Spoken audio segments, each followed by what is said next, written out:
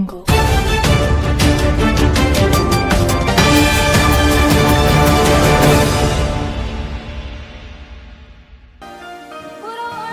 येथील गरीब कुटुंबातील मुलगी बनली एसीएफ क्लास 1 अधिकारी। गावकऱ्यांच्या वतीने कौतुक तर सासरकडे विजयाचा जल्लोष।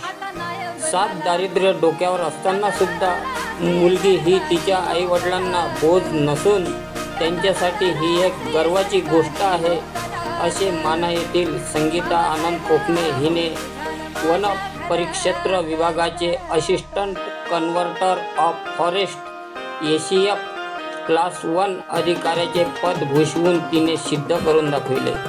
हकीकत अशी की माना येथे जिल्हा परिषद शाळेत 12व्या वर्गापर्यंत शिक्षण घेऊन बाकीचे शिक्षण तिने अकोला येथे घेतले। अत्यंत हालाकीच्या परिस्थितीत तिने आपले शिक्षण पूर्ण केले।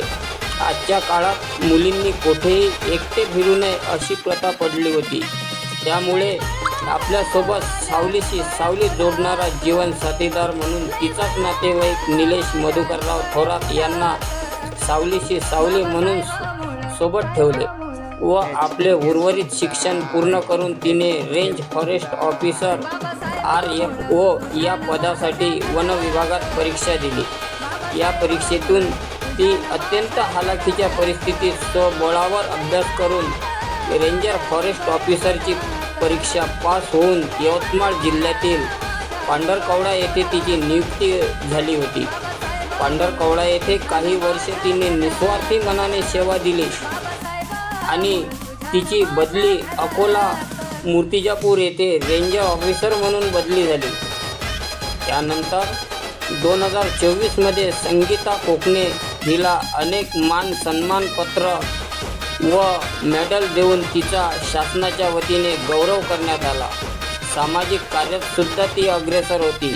तिच्या या कार्याची दखल घेऊन शासनाने तिची पदोन्नती करून assistant converter of forest ACF या पदावर पदोन्नती होऊन पुन्हा यवतमाळ जिल्ह्यातील वणी व पांढरकवडा येथे ACF म्हणून तिची बदली झाली।